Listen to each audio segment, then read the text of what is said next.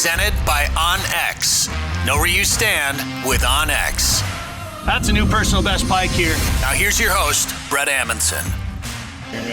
That's right, ladies and gentlemen. Welcome to the show. I'm Bret Amundson. That's Dan Amundson right next to me right there. And the background looks a little different this week, and that's because we're on the road. We're at Lake of the Woods, ladies and gentlemen, at Riverbend Resort. We love coming up here and seeing these guys. And it's we got a room full of people. Welcome to the show, everybody. You can.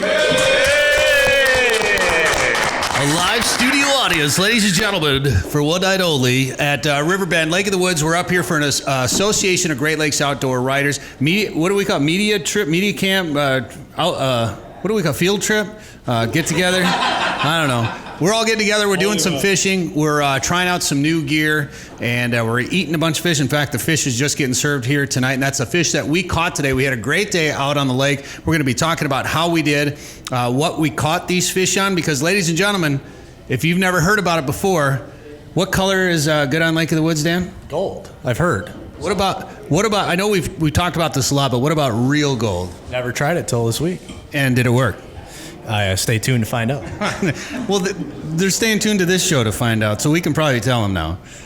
Well, then it worked.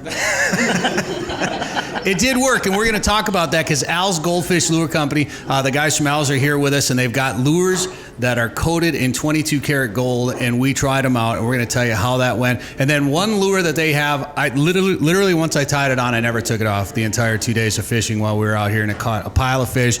We got some good fish, lots of delicious fish. And so Al's is here, and also St Croix rods are here as well. So we got to try out some St Croix gear and some St Croix rods while we were out there. So we're going to break all that stuff down and talk about a few other things. But before we get into why we're up here and what's going on, there are a few things happened in the outdoor world in the past week. And obviously some of you may have heard about. I just want a question for the audience. So we were in a lot of shanties out there the last couple of days. Were there any women of the night? Was there any? We're marked safe from prostitution. Yeah, we were marked safe from prostitution while we were up here at Lake of the Woods. My goodness. Now, this story's been beat to death, so you're probably sick of hearing about it, but this mayor in Hudson, Ohio, right? And some of you guys are, how far, do we have anybody from Ohio here? Yes, we do have somebody from Ohio. So we're going to have you on to talk about, do you know the guy? Do you know where this took place? I do not know everybody in Ohio. I guess he doesn't know everybody in Ohio. How many prostitutes do you know?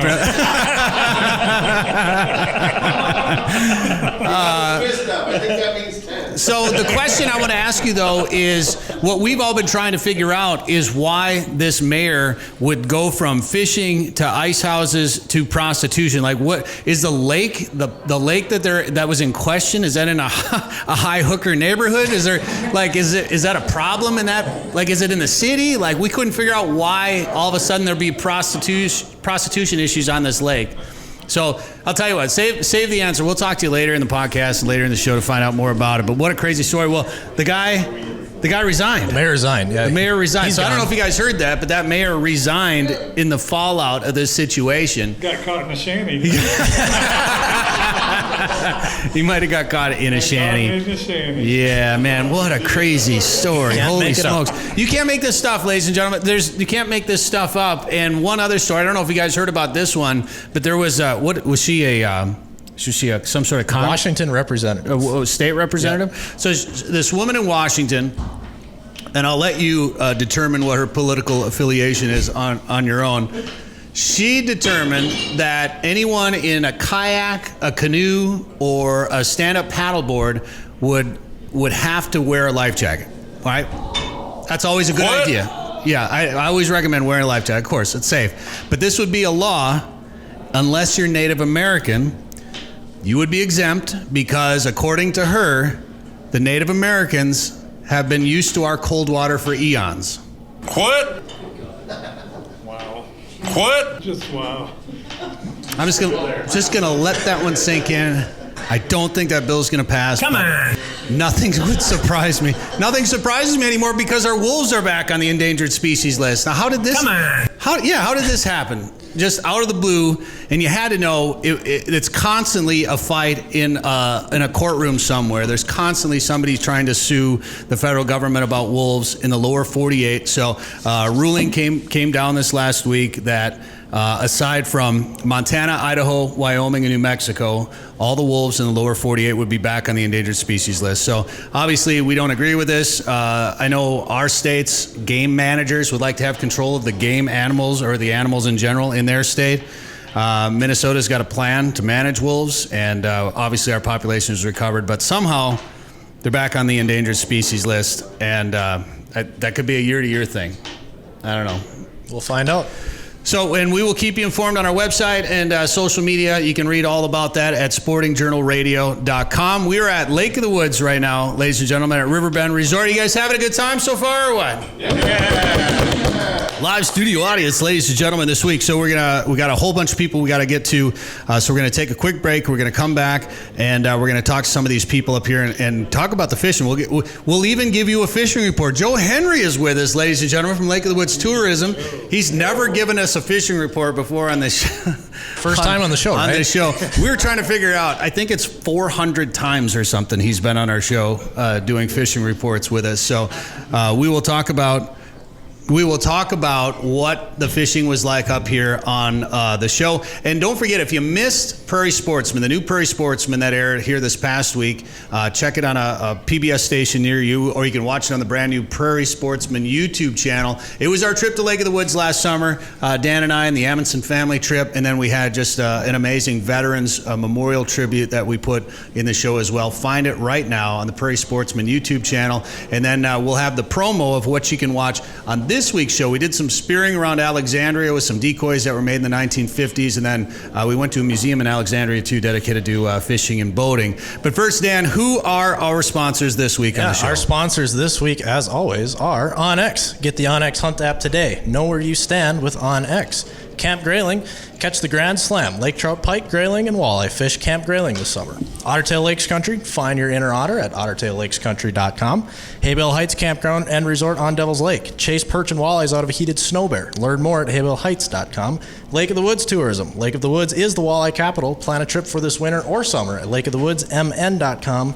Prairie Sportsman, the new season is underway. Watch episodes on the Prairie Sportsman YouTube channel or check out the TV guide for local airtimes. And Mid-Migration Outfitters, we're now booking Minnesota spring snow goose hunts. More info at midmigrationoutfitters.com.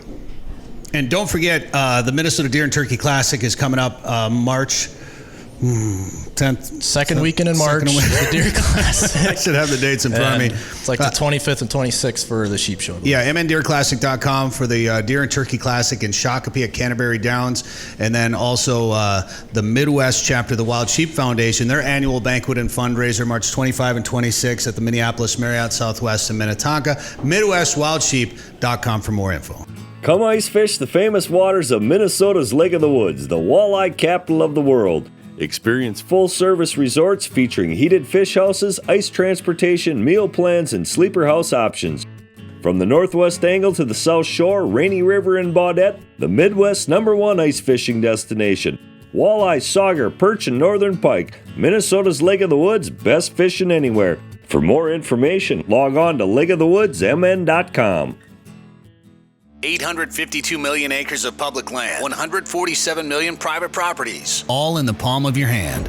The #1 hunting GPS app just got better. With hundreds of custom map layers, 3D and topographic maps, you can easily scout on the road or at home before you go. And now you can get important weather details, CWD detection, and even know what crops have been planted where. Get the most trusted hunting GPS app ever made. OnX. Know where you stand with OnX.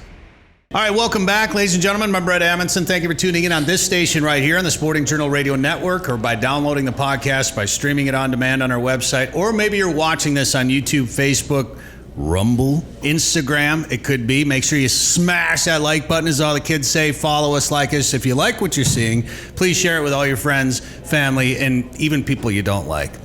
That might help the relationship a little bit. Dan Amundson is right over there, and we are at Lake of the Woods right now, Riverbend Resort. Now we're up here with the Association of Great Lakes Outdoor Writers, or AGLOW, and Mark Smith is joining us from AGLOW right over there. Mark, how are you doing? If I was any better, there'd be three of me. Or I'd be an Amundson, one of the two. Hey, there you go. I like it. Joe Henry is next to him, and also Savannah Stenlund. Savannah is next to Mark, and we're going to find out. We know who Joe is, of course, but we're going to find out what the rest of you guys do. But Mark, let's just start with you. Just briefly tell our viewers/listeners what AGLOW is. AGLOW is the Association of Great Lakes Outdoor Writers. Our organization, I believe, is 68 years old this year, so we've been around for a little bit. We kind of encompass a little more than the Great Lakes, though. I mean, our core, the heartbeat of our organization is really Minnesota and Wisconsin. If I look down our membership roster, I think that really is where the biggest portion of our members, not only media members, but corporate and tourism members as well. But our membership does stretch from Alaska, Texas, all across the South, the East Coast. Matter of fact, our president this year is Ken Pratt from Virginia. So, I mean, the organization is a little bit more than the Great Lakes, but been around a long time. I think as the name indicates, at one time, outdoor communicators were outdoor writers.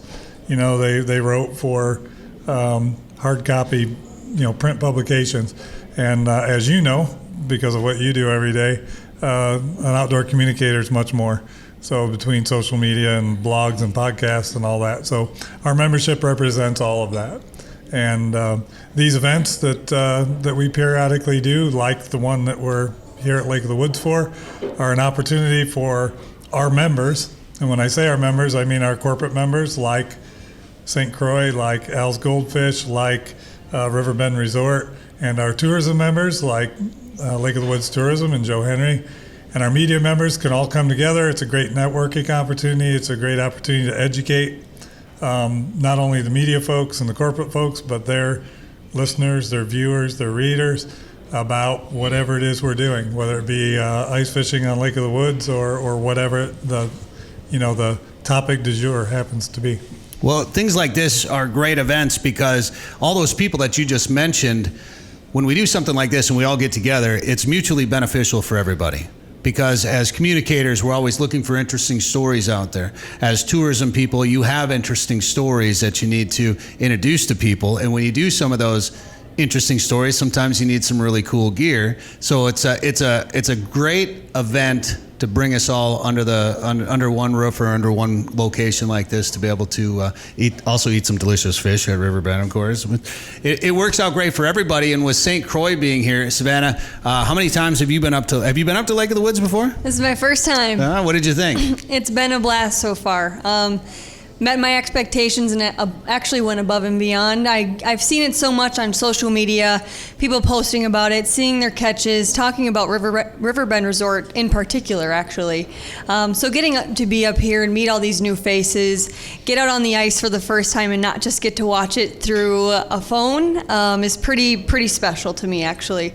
Growing up in the outdoors, being in northern Minnesota, Canada, northern Michigan, etc. These are destination places for people to come, and to be up here and be surrounded by these folks and get to give you guys a peek at what St. Croix Rods is all about is pretty special to me because I get to see your reactions, get to hear your feedback, and see how St. Croix Rods can keep giving anglers the upper hand on the ice. And we got to catch a ton of fish over the past couple of days, and getting to harvest your catch and then have it fried and brought out onto a table for you is pretty special. Yeah, did you have some of that fish yet? Yes, it tastes amazing. It's very good. You can't beat it. Fresh fish coming right to the table. It's something you can't beat. Now, Park Falls, Wisconsin, that's not that far from Lake of the Woods, Savannah. I'm just saying. How did it take this long for you to get up here?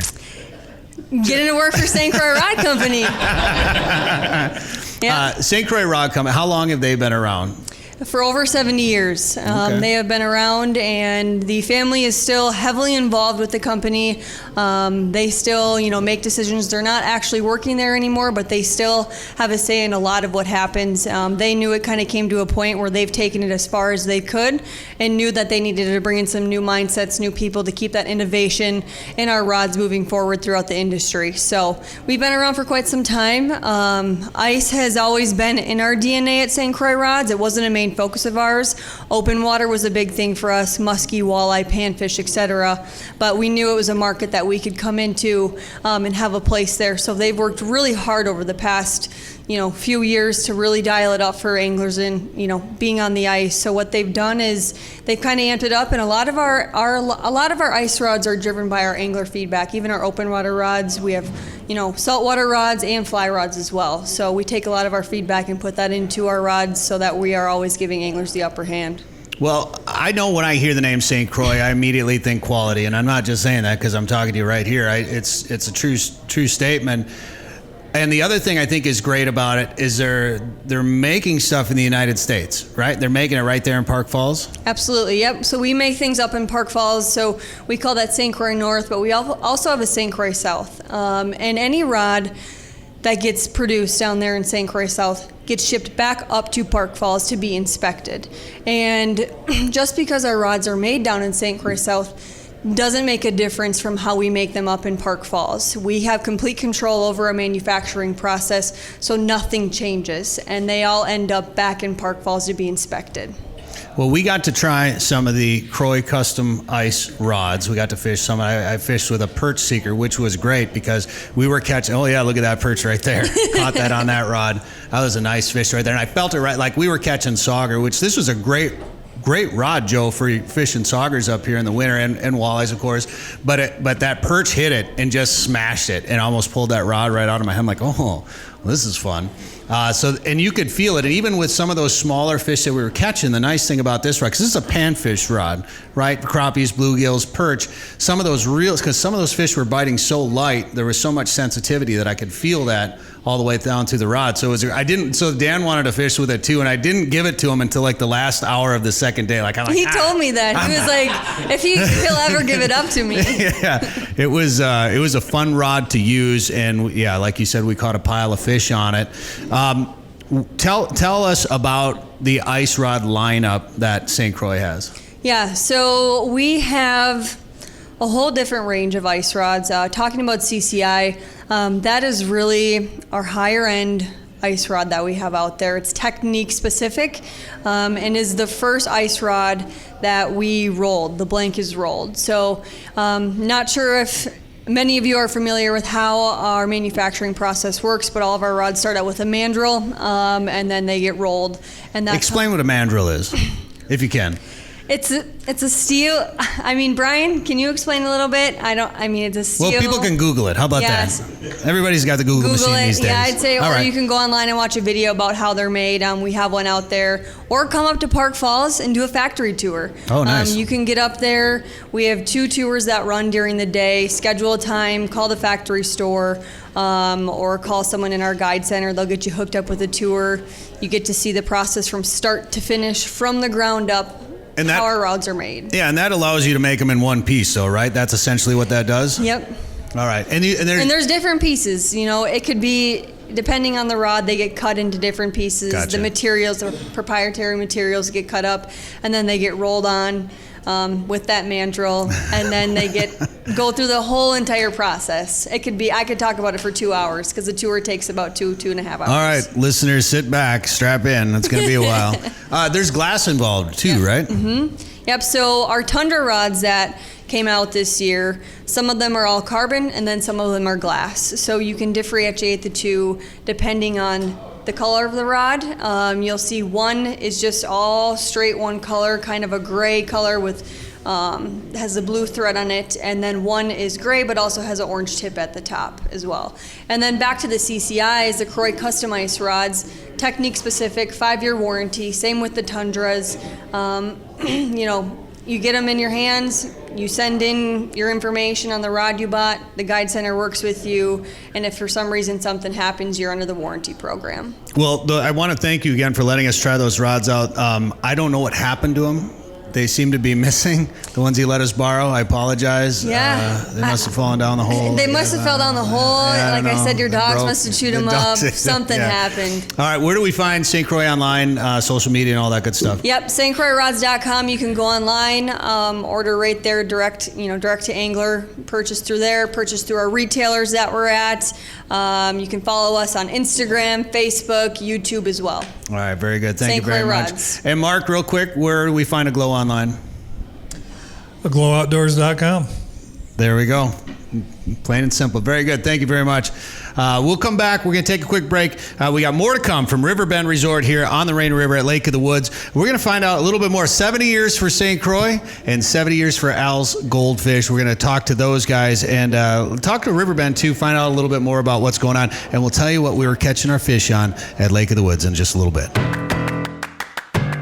Ice fishing season is here. This winter, plan a trip to Devils Lake, North Dakota. Not only will you have the chance to catch their legendary perch, but this year, Haybale Heights has been catching big walleye after big walleye. And they're doing it from a mobile, comfortable snow bear. No matter how cold it is outside, you're warm and toasty on the inside. Learn more and book a trip today at haybaleheights.com. That's haybaleheights.com. Keeping sheep on the mountain. That's the goal of the Wild Sheep Foundation, and you can help by attending the Midwest chapter of the Wild Sheep Foundation's annual banquet, March 25th and 26th at the Minneapolis Marriott Southwest in Minnetonka. This year, you could win your very own Dull sheep hunt in the Yukon. Plus, enjoy keynote speakers like conservationist Shane Mahoney, President and CEO of the Wild Sheep Foundation, Gray Thornton, and the British Columbia Backcountry Hunters and Anglers Chapter Liaison, Bill Hanlon. Plus, there'll be live and silent auctions and seminars put on by the Huntin' Fool. For more information, go to MidwestWildSheep.com. All right, welcome back. We are at Riverbend Resort up at Lake of the Woods right now. I'm Bret Amundson. Thank you for tuning in on this station right here by downloading the podcast or subscribing or streaming it or watching this on Facebook, YouTube, Instagram, wherever you're doing that. Thank you very much. If you like it, share it with your friends. Please like and follow us as well. And don't forget to check out our store at sportingjournalradio.com. You can get these really nifty hats. You can get these I Fish and Always Will hoodies as well there too. Check them out at sportingjournalradio.com. Now, gold is the color at Lake of the Woods. You can fish, as Dan said in the last episode of Prairie Sportsman, you can fish any color in Lake of the Woods as long as it's gold.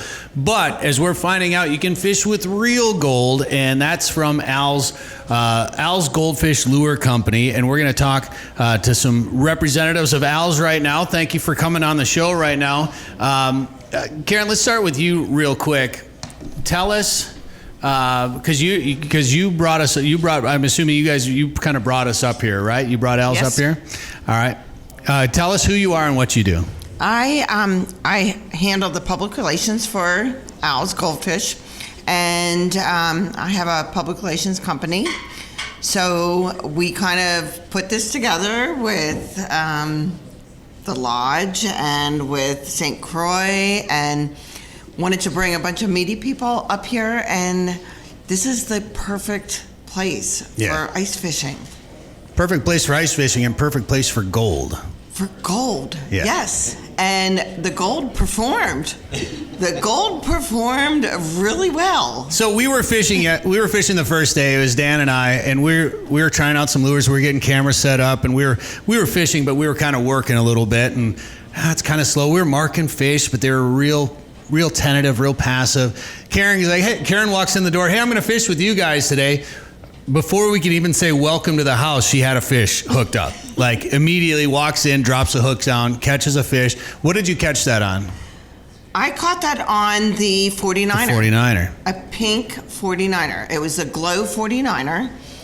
And it's one of the ice fishing popular ones. They glow, but any 49er was working. Yeah. Actually, any of the all the Al stuff worked. All of them were working. Everybody was winning with the Al's Goldfish. So full disclosure, we're at Lake of the Woods. I brought my Lake of the Woods tackle up here. I brought a bunch of different things that I've caught fish on up here with. I'm like, I'll try Al's. We want to get some fish on camera, so I'm just going to bring everything just in case. If fishing is slow, I'm gonna tie on something else. I tied on the original Goldfish, caught fish on that. I switched to the 49er. I didn't take it off. Like I fished with it the entire 2 days and caught piles and piles of fish on it. So we had people using the Helgi, using the Goldfish. The Helgi worked too, yeah. Yes, I mean in every color. It didn't matter. I mean they were all working. All right, so you introduce yourself and tell us what you do. I'm Tom Peterson. I'm a sales rep in the Midwest area. All right, and you have been coming to Lake of the Woods for a while, right? I grew up in Minnesota. I live in St. Paul. My family comes up here, and I've been fishing Lake of the Woods since I was a child. When did you learn about Al's, and when did you put the like 2 and 2? When did the light bulb go off like gold on Lake of the Woods? This is going to be a funny story because it's been published before. All right. I was actually looking for a promo lure for a group that I go to Canada with. And at the time, they sent me a couple of original Al's Goldfish. And I went out, and this is springtime in Ontario, And I said, I'll try these things, never seen them before. We're going to try this lure out.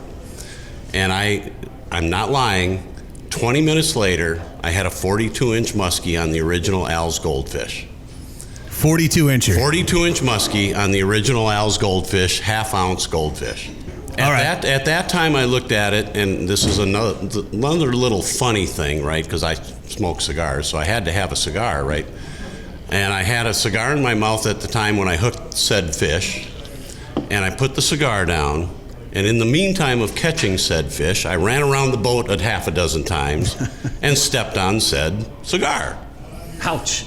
So I caught said fish, took pictures. They're on alsgoldfish.com's site, and I lit up another Victory cigar, and it went around a corner 10 minutes later and caught a 38. Guess what happened? You stepped on the cigar. I went around the boat a half a dozen times and stepped on my Victory cigar. That's funny. And that's how I got in with Al's Goldfish. Okay. And you've probably figured out that would be a great lure to use here. When did you know that there was real gold on those? I did not at that time, no. Did you, you hear about it, and when you first hear about it, you think, well, there's gold on there. It's kind of a gimmicky thing, whatever. No, when you look at that hook, like the shine, the flash, the reflection on it, it's I've never seen anything like it, really. Correct. Yeah, and in fact, when we were at the ice show a couple of years ago in St. Paul, we actually built some items with the 3/16-ounce goldfish with hooks to give to the brides. Well, it was fitting since it was Valentine's Day while we're up here. That's great. And I also made so many jokes about pawning all these lures off after we got done fishing. Like, they're made of gold. I'm just going to take them straight to the pawn shop. They're not that expensive. Like, you'd think something that's plated in 22 karat gold, you'd think that would be kind of an expensive lure, especially as fishing lures get more and more expensive these days. Correct. It's not that bad. They're all under $10. Yeah. So the guy at the pawn shop's not he could make a living. He's probably not going to give me a lot of money. That's great. All right, so 70 years. Just real briefly talk about where Al's is from. Whichever one of you guys wants to tell that story. Okay, well, Al's was started back in the 50s, and I'll be as brief as I can. Al Stewart started the company back in the 50s. His daughter took it over in the 80s and started a promo section, which I kind of got in with Al's in the original part. And then in the 90s, it kind of went downhill a little bit. It's still a cult classic in the Northeast. Really hadn't made its way here into the Midwest in a big way since the 50s. And then in the early 2000s, it was brought back in, and that's when we started plating in gold, in 22 karat gold. And we're also nickel plated, copper plated, all brass lures, all made in the United States. Everything is plated in New England. Did you guys plan this? 70 years for St. Croix, 70 years for Al's, both made in the United States. Was this, obviously they go well together, but it's perfect. And then roughly 3 years ago, Mandy and Jeff DeBoyne bought the company, and we're really making a push into the Midwest, into the ice fishing arena. We had the ice jigs before, really weren't pushed because in New England, where they were primarily sold at that time, ice fishing is only a 1 month season. It's just not a big thing you can do for as long as we can here in the Midwest, in the upper Midwest. Yeah, it's like 12-month season here. Pretty close. Well, if you ask Karen, it's 12 months up here. Yeah, yeah, it's totally 12 months up here because I'm from South Texas and it's cold up here all the time. Well, come back in July, all right? Yeah, when the mosquitoes are big as butterflies. Yeah, no, it may not be frozen 12 months out of the year, but I feel like the ice fishing industry is just about year-round, really. That's how big it is, or right. Fishing in general. You talk about pushing the ice fishing jigs. What's like the total lineup for Al's? Like, what all do they offer? They offer, pretty much everything. You guys there's 2 microphones there, by the way. You guys can... Go ahead, you can talk. You guys can blow that they one. offer everything. I mean, from saltwater fishing to freshwater to trout. I mean, we've got ice, the ice fishing. So they offer everything. We've got something for your entire fishing career. So whatever you need for fishing, we've got it, and it will catch your fish. Well, we caught walleyes, saugers, everything, perch, tulibies. And did that crappie? Do we know what they caught that crappie? She caught that on a goldfish. So there you go. There was a crappie. There was pike. We got it all pretty much today. Well, it was fun. I'm glad we got to try it out because obviously it was successful for us, and they're very interesting. And that gold it just has a different look to it, I think, in the water. And they're made in the U.S. And it's really interesting the way they flutter in the water. Right. When we looked at the Al's goldfish, if you jig that guy, it would come up and then it flutters down. If you fish the 49er, it darts out. Well, that shape of that 49er, I think, is what makes it so successful. It is. And the other interesting thing about it, when you were describing it to us the first night, I think in Minnesota, the majority of us, if we're using any kind of ice jig, a lot of times we're just throwing a minnow head on our jig. And you said, no, don't do that. Yeah, I said use a minnow tail. Because the dart out, and you don't want to impede that action. With the minnow head, we found, looking at the cameras, that stopped the action. However, I stand corrected today. There's no rules. There was no rules because we saw minnows hooked through the nose on the 49er. We saw them hooked through the tail, and sometimes two minnows on there. Double minnows. Oh boy! And they were all catching fish. Yeah.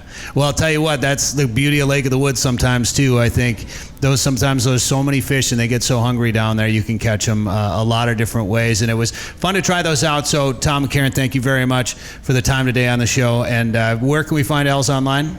alsgoldfish.com. alsgoldfish.com. All right, very good. For those of you listening to the radio show right now, thank you very much for listening. We'll see you next week at this time on this station. For those of you listening to the podcast or watching the podcast, we've got more to come from Riverbend Resort here at Lake of the Woods with the Association of Great Lakes Outdoor Writers. We'll be right back. Looking for winter adventure? Might as well pick a place with over 1,000 lakes. Ottertail County, Minnesota is in the middle of everywhere, offers a simpler pace, and has something for everyone. Find your inner otter at ottertaillakescountry.com. Don't miss the 2022 Minnesota Deer and Turkey Classic at its new location at Canterbury Park in Shakopee, March 11th through the 13th. This year's Classic features top hunting celebrities like Driven TV's Pat Nicole Reeve, Lee and Tiffany Lukoski of the Crush TV, and Melissa Bachman. Get your antlers scored, view more than 300 antler entries, and see the latest hunting products, plus a great lineup of lodges and outfitters. For complete details on the 2022 Deer and Turkey Classic, visit mndeerclassic.com. We are at Lake of the Woods, ladies and gentlemen, at Riverbend Resort right now. I'm Bret Amundson. That's Dan Amundson right over there. Thank you for tuning in on... Well, no, this is podcast only now. We can say whatever we want. We are at the... we won't, though. We'll keep it family-friendly most of the time anyway. Our names are covering up each other right there. Did you notice? You had one job. Fire me. One job. I can't. He's family. I don't pay him. So, can't fire him. All right, we caught a ton of fish up here the last couple of days at Lake of the Woods. We were using St Croix rods. We were using Al's Goldfish lures. We were eating fish. We were having a great time, and we're doing it right now here in the bar at Riverbend. So we got the guys from Riverbend, and of course Joe Henry over there from Lake of the Woods Tourism. And Joe, I just want to start with you real quick because I want to talk. We normally talk fishing reports here, so I want to just get a quick fishing report from you. Obviously, we've been talking about it a little bit, but a quick fishing report, and then I want to talk a little bit about Lake of the Woods because we've got some people that haven't been here before, and I love having the conversation about the day bite at Lake of the Woods because anybody that fishes or walleye fishes in particular, you think you got to be out there early, you think you got to be out there at sundown. It's not the case up here. No, it's not. Well, and we experienced 2 days of good day fishing up on Lake of the Woods. It's February and oxygen levels are a little lower. It's dark under there. We got a few feet of snow on top of a few feet of ice, and I mean it's a time of the year where you got to fish every fish. So it really helps to have electronics. You can see the fish coming through. You can see where in the water column. You can see how they're reacting to your action, to your colors, and again, fish every single fish. One of the things I noticed, Bret, is that we had a lot of fish coming through, and when I would raise my dead stick, and of course a dead stick, in Minnesota you get 2 lines. So normally the go-to is a 1-2 punch. You jig one line and dead stick the second with a live minnow. Can I just interrupt you for 1 second? That microphone is having some issues. Can you just grab that other microphone and use that one, please? Start over. Thank you, sir. Sure. Dan's just going to take that one away. I think Karen broke it or something.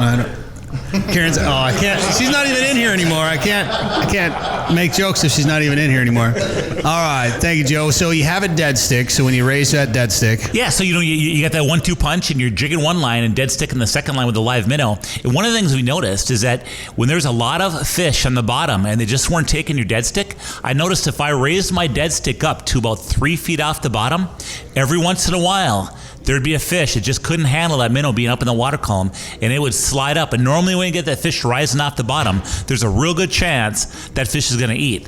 And that happened more often than not with that dead stick. And of course, jigging. I mean, shoot, we had a chance to use St Croix rods jigging. That was freaking cool. You can tell a good rod because when you put that in your hand, it just feels good. It just feels good fishing with it.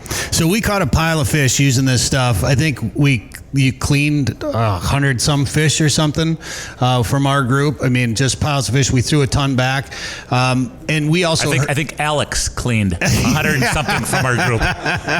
That's very true. Thank you very much. By the way, we also heard reports of some real big fish getting caught out there, and some other great fishing reports too. There are, yeah. So we're getting our small fish, we're getting our eaters, and there have been some monster pike and some monster walleyes being caught. The people catch a monster pike as a rule, they're fishing for monster pike. They're using big sucker minnows, and they're going into about 15 feet of water in different areas across the south shore of Lake of the Woods. And not only are they getting some big pike, Bret, they're also whacking some big walleyes, which to many is a big surprise. But they're getting those big walleyes on sucker minnows, and they're getting them in shallow water, and some of them they're even getting at night.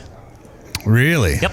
Wait a minute. No, you don't catch walleyes at night here, Lake of the Woods. I'll tell you, when you're talking big walleyes eating big sucker minnows, I'll tell you, it's amazing. Talking to these guys that are targeting these fish, they are absolutely getting some big walleyes at night. And you know what? It's not an all the time thing, but you know what? We know that people that stay in sleepers, hey, they have the lines down. They catch fish, and every once in a while they get them. Yeah. Tell you what, it seems like the activity when it's dark out actually picks up in the month of March. It just seems like those fish are getting more active, and it's a good time to catch them. And then just as a rule, obviously there are no rules when it comes to wild critters. And if you're going to catch big fish at odd times or at any time, really, you go to a place that's got the big fish, right, Joe? If you want to catch big fish, you go to the. So what it is? What do you say? I'd always kid my buddies, and I'd tell them, hey, you know what the secret of catching big walleyes is? Fish in a lake that has a whole bunch of big walleyes. Yeah, go where the big fish are. Yeah, that's right. That's, of course, Lake of the Woods. And Alex, what's your last name again? Alex Peterson. Alex Peterson. All right. So, Alex, you were mentioning something to us right away when you came in that first morning when we were out there and we were working some fish up and down. They hadn't really turned on much yet. They were still kind of being finicky. And everybody's got their jigging cadence their go-to cadence. Yep. But realistically, you have to work every fish as its own fish. They kind of, depending on a number of factors, the bite can be off a little bit, or they can be real aggressive. Sometimes you don't need to do anything. Sometimes it's a dead stick bite, as Joe always likes to talk about. But one thing, and I think subconsciously I do this anyway, but you brought it up as a tip for us, and then it made me, like, every time I couldn't get a fish to work with my usual go-to cadence, I did what you had mentioned, and I kind of think I do it all the time, but I'm going to give you credit for this because I did it for sure because you said to do this, and that was a big sweeping jig just to trigger, either trigger a reaction or trigger just something different and get them to chase. And boy, I did that a lot. I'd throw that out like every once an hour or something like that. If I got a real finicky fish that would kind of chase, maybe come up a little bit, but really wouldn't do it, I'd give them a big sweep where I'd come up 3-4 feet and then let it flutter down, and all of a sudden you'd see that mark start to pop up as it was fluttering down. And sometimes you get them, sometimes you wouldn't, but I caught a lot of fish with that, throwing that in there. Exactly. So the way it works is if you have a fish coming in and you're working that fish and that fish isn't changing its patterns at all, it's doing the same thing. You have that fish down there for 5-10 minutes and nothing's happened, it's not triggering it. You got to try something different. So the big thing to do is you want to be flashy. So you give that rod a big hard jerk, not a soft one. You want to give that rod a big hard jerk. Make that lure work like it's supposed to. These Al's goldfish and these 49ers are designed to work a certain way. That 49er shoots off to the side when you bring it up and it flutters back down. That's something different for that fish. You're gonna trigger that fish to bite. Not all the time, but a lot of the time you will trigger it to bite. And try that a few times. If that doesn't work, try something else. A lot of these fish out here, when you're fishing in 32, 33 feet of water, you can actually raise them up. And I think yesterday I caught a fish that started right at the bottom, and I kept working it up, and as long as that fish keeps coming up, it's still interested in it. So keep bringing it up. If it doesn't bite, bring it up. I worked that fish up to almost 15 feet of water before it bit. And it actually bit. I caught it. It was a nice fish. Now, how do you do that? Because I run a scrolling chart, and then I run zoomed in and down in the bottom 5, 6, 7 feet, whatever it ends up being. But so a lot of times if I'm working, he goes right off my vertical, graph or locator, whatever. So sometimes I'm just kind of feeling and waiting for him to hit it at that point. Are you running a zoom and a full? Yep. Full so I'm running the 6-foot zoom. I have a Vexilar FL28 that I use. So I'm zoomed in on the bottom 6 feet, and then on the other side I have the whole water column. Yeah. And it's one of those things where a lot of people think that once they raise it past that 6 feet, the fish aren't going to bite. Keep raising it up. If that fish keeps following it up, keep raising it up. Eventually that fish is going to bite. We've caught some really big fish where they'll come up almost all the way to the top. I've caught them 4 or 5 feet below the ice. Wow. And then they'll hit. And you don't know what it is until you work it. So you got to try everything in your book of tricks. Well, I always compare it to, we've done some waterfowl guiding, and people will say, well, when a flock of geese come in, what do you call, what note do you use? I'm like, well, I start with this one. And if they don't react, I go to this one. And if they don't react, I go to this one. Sometimes I go back to that one. And you have to read those birds as they're coming in, and it's no different with that fish. You have to read how that fish is reacting to what you're doing. Yep, exactly. The best advice I can give anybody is when you come up here to fish, there's always the tried and true methods. You fish close to the bottom. You're using gold, pink, chartreuse. That's where you're going to catch most of the fish. But don't be afraid to think outside the box. Jerk that line really hard, reel up real fast. If maybe bring it up slow, see what that fish wants. You got to think outside the box to trigger that fish to bite. You can put more fish on the ice if you do that. Now, Alex, where are you from, and where do you spend most? Where are you from, and where have you decided to spend all your time fishing? So I live 2 hours south of here in Bemidji, and I actually live on a lake in Bemidji, in the Bemidji area, and it's a really, really good walleye fishery. But I've lived on this lake for 6 years, and I choose to fish up here. Yeah. That lake is known in the area to be a really good walleye lake, and since I've lived there, I've only fished that lake twice. I come up 6 years. I fished that lake more than you. Yep. I don't even live there anymore. And it's a really good fishery. It is. But that's great. Like Joe said, if you want to catch big fish, you need to be fishing in a body of water where there is big fish. Lake of the Woods, hands down, has the best walleye fishery around. And you were our guide here at Riverbend. Thank you very much. You were very helpful. I appreciate you cleaning those fish. I must have cleaning geese. I got geese on the brain all of a sudden for some reason. Paul, maybe that's because some of my favorite memories from being up here have been those goose hunts we did up here a couple of years ago, where we just smashed a billion geese, which was an amazing time. But I want to talk fishing. And I want to talk about ice fishing, and maybe even this year in particular, because ice fishing up here, we get to come up here and enjoy it. it's a lot of fun. We get to kick back and relax.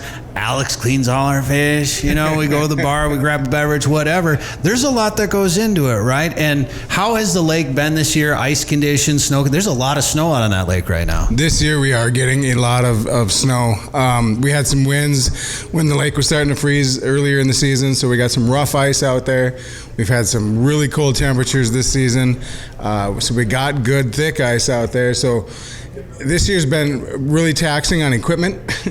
It's a lot of work to drill through thick ice. It's a lot of snow to move.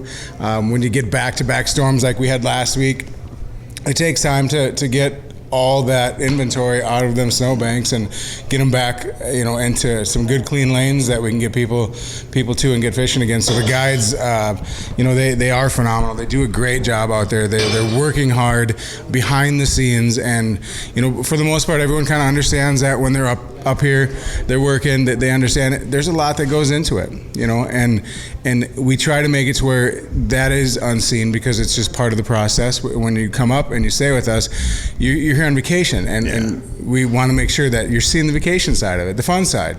And the guides, they stop in and they check on it, and they let you know what conditions have been, and that all falls into the bite. Like Joe had mentioned, snow cover, ice thickness, the oxygen levels, all that. Each year plays a factor into what the bite and what the lake produces. And Dan's showing a drone video from over one of your houses right now. You can see just how high the snow is banked around and the roads that you had to plow. And when we were driving through some of those plowed roads getting on and off the lake, some of you can't see over the snow next to the vehicle that you're driving out on. Like there's a good chunk of snow out there. And it was, I think when we woke up, what day is it today? Let's see. So the first day, Monday morning, I think it was 20 below zero. I think when I got up and watched the sunrise over the Rainy River there, which is a sight that never gets old for me. You got everybody. Dan's like, we should get some pictures of that. I'm like, Dan, I have a billion pictures of the sunrise coming up. Can't have too many pictures. No. Take one more. You definitely can. And I did. We don't charge extra for those. I absolutely did.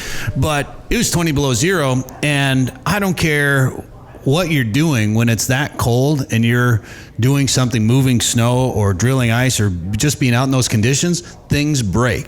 Like, I don't think people realize just how hard that kind of weather is on any type of gear out there. When we got skid steers out there, first of all, that's crazy. Skidder out on the ice to get those snowbanks, chisel down enough to where the snow plows can push them out, and it's really taxing on equipment. We were down to third string plow for a little bit this last week, and now we're starting to get stuff back and back into the full swing of things, and still digging out from this last week. A couple houses left, but those snowbanks are high, they're hard, they're packed, it's cold. There's a lot of elements that we fight against to get you out fishing. We passed a lot of houses that the drifts were way up along the side of those houses. There are people that are not going to get to those houses for a while. Whoever, I don't know who's they were, just private houses or whatever they were. It's tough, and Joe, that's one thing you always. When you're on the show all the time, and I'm sure you get asked this question, you're just pushing the resorts and the guides because that's your job. It's tourism. You got to push the business there. No, it makes sense to go through people that know what they're doing out here. Absolutely. You take a look at what it's like out there. And there's no way you could operate on your own. Number one, you couldn't plow it. Yeah. Now if you have a snowmobile, a person could take a snowmobile and a collapsible and go up the trail, a snowmobile trail that goes up to the northwest angle and fish off that snowmobile trail.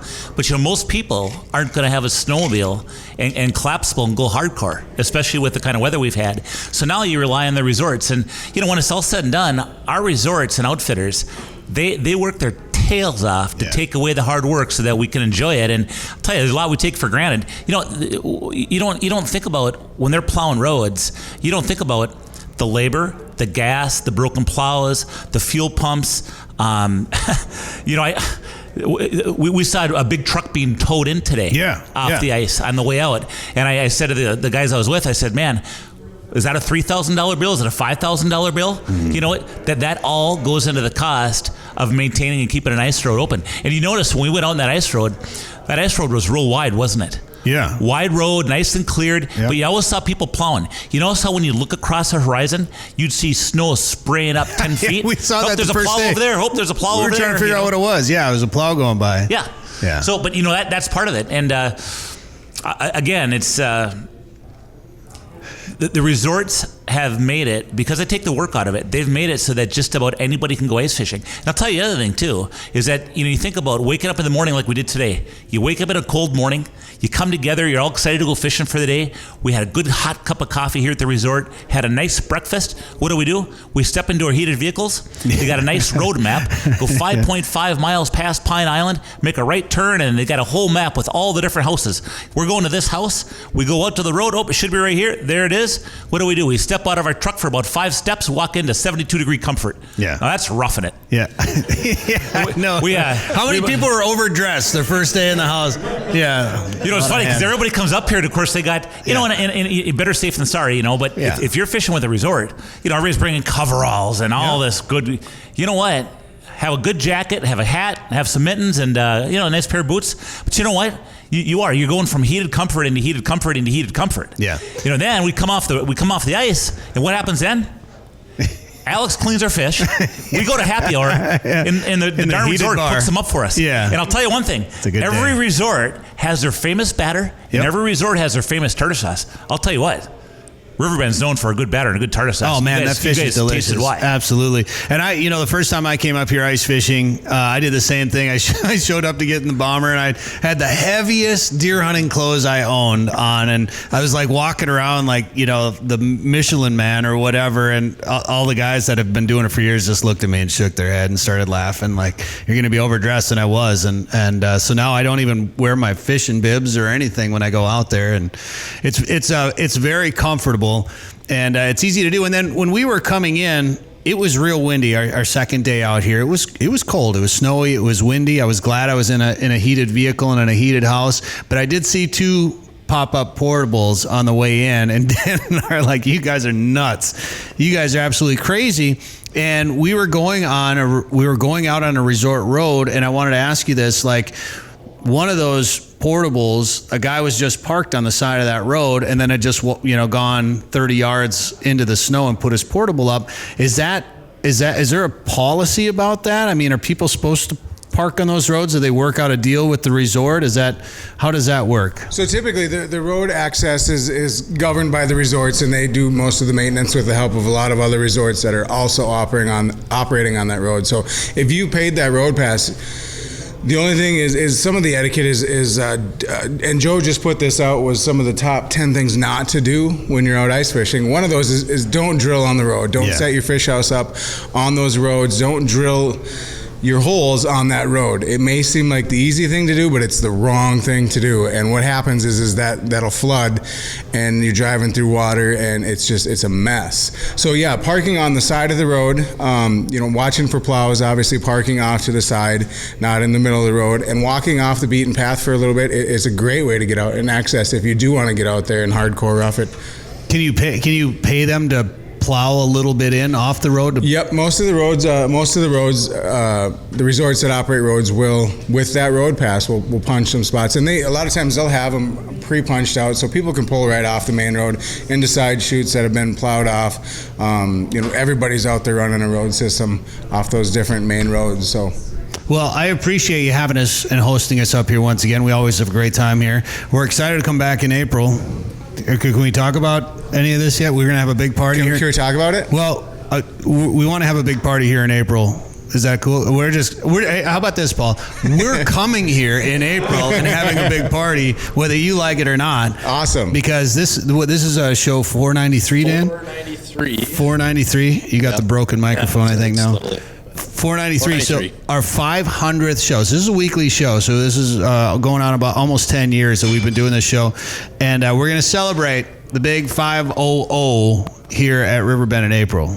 And April, is a magic time up here on Lake of the Woods, the Rainy River. Spring is coming too. Life is rehappening again. Everything's coming out of a deep winter sleep. So yeah, it should be a fun time. Big walleyes. We're honored. We'll be honored to have you guys. Big walleyes, sturgeon, the Rainy River. If you haven't done the Rainy River in the spring, you guys have to come up here and witness it. And the fishing is unreal. Just the spectacle is amazing. And I mean, do you need another excuse going to Lake of the Woods? Let's be honest. Just come to our party. Yeah, come to the party.